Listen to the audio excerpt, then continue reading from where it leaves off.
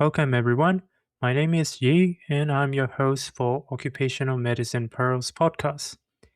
Today, we will be talking about a chemical called MOCA, MOCA. Its name is 4,4-methylene bis 2-chloroaniline. It is important because it is a restricted carcinogen and particularly potent bladder carcinogen. It is restricted in Australian usage, but still some workers are exposed to it. Therefore, we have to be careful when we are providing healthcare for these workers. Let's look into that now.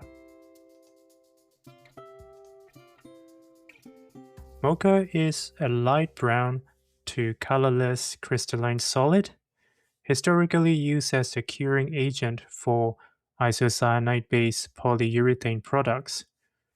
Curing agents mean that they speed up the process from turning from a liquid state to a solid state, and it will save a lot of time for the manufacturers.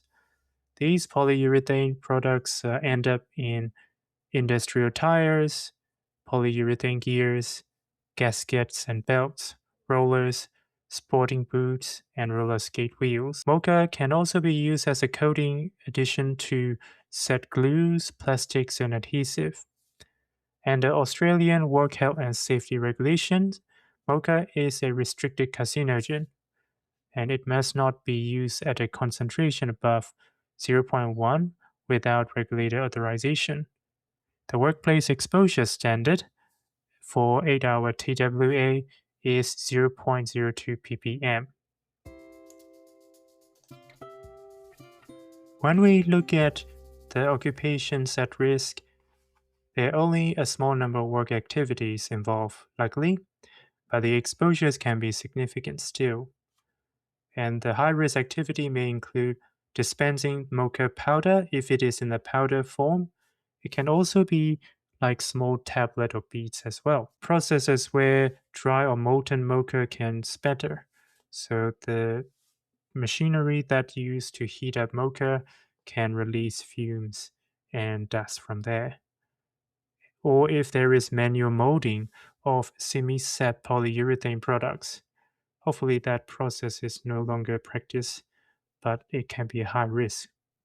Outside of work, exposures can occur through contact with contaminated soil, which is quite uncommon. The reason mocha is important is that it can absorb through the skin, although it is a vapor, and the air monitoring may show that the level is within the TWA limit, but if the worker is still handling the powder or the granules, it can still go through the skin. Therefore, housekeeping, personal hygiene standards, and adequacy of PPE are as important as the mechanical ventilation here. When we assess the fitness before starting employment, we explain about the potential hazards of this particular chemical, importance of the personal hygiene, and hand washing. With the history, we go over if there is any current symptoms or any previous medical history, as well as past occupational history. Respiratory symptoms such as cough, allergies, irritation, and shortness of breath or wheezing are important, as well as the urinary or kidney related symptoms. On the physical examination, we go over the respiratory system, and we also check skin for any dermatitis, eczema, or allergy issues. As a baseline, we should collect urine sample for checking MOCA level and also for a dipstick for hematuria and cytology. That will give us a good baseline to work with. One thing I haven't mentioned and I also don't find in the Safe Work Guide is history of smoking, because I think that's important for any bladder carcinogen.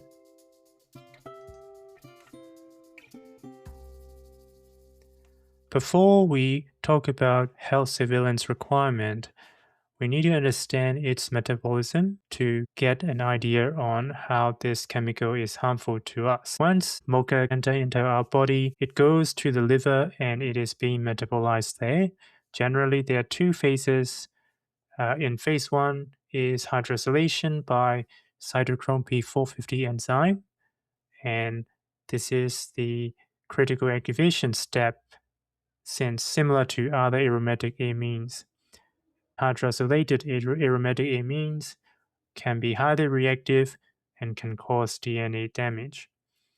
As a phase 2, these compounds are combined or conjugated with another compound and turned into glutathiones. These conjugates are more water soluble and excreted in the urine. However, this is a key carcinogenic mechanism. Some conjugates are still unstable and can revert to reactive intermediates in the bladder. In terms of the health surveillance requirement, it has to be done twice a year, especially if there is more or higher level of exposure. It should include urinary total MOCA level.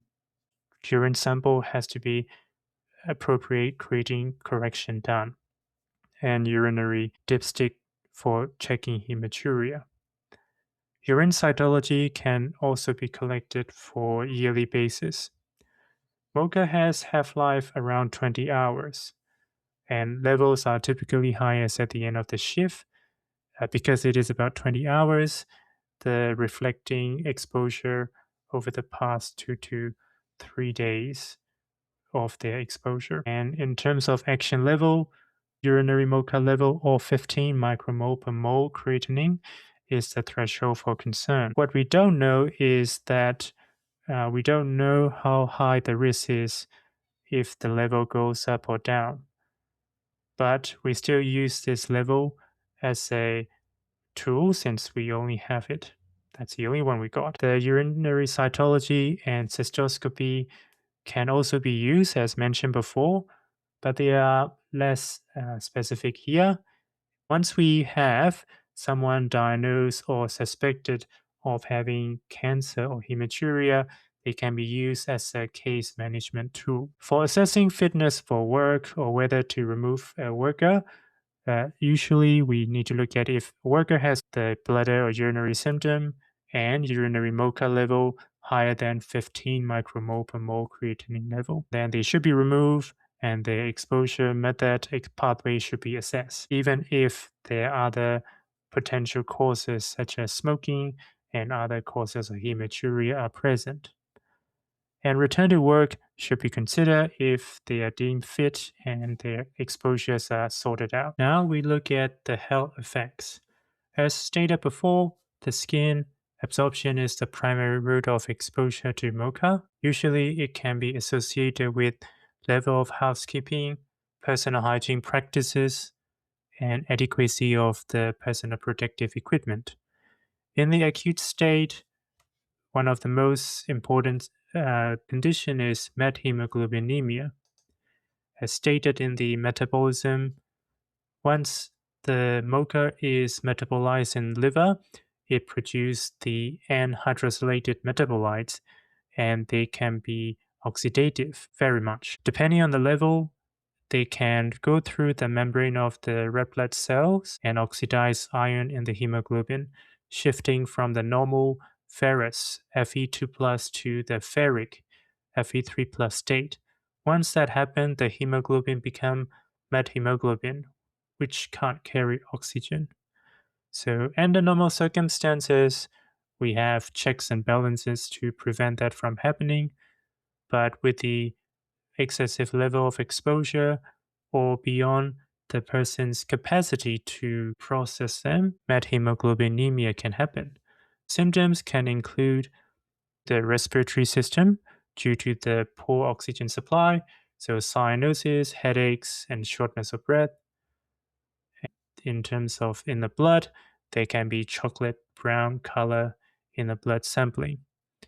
And when you do the pulse oximeter, it will show low pulse oximetry despite having a normal PaO2, which is a key clue. The dust or fume can irritate the eyes, respiratory system, ENT, and in the kidneys, it can cause hematuria and proteinuria. When workers are exposed with MOCA, they have reported burning sensation to the skin, face, and eyes, conjunctivitis, and feeling unwell in the stomach after accidental exposures. Occasionally, the exposure can also result in proteinuria within the first 5 hours after exposure, which suggests that it can cause acute renal tubular damage.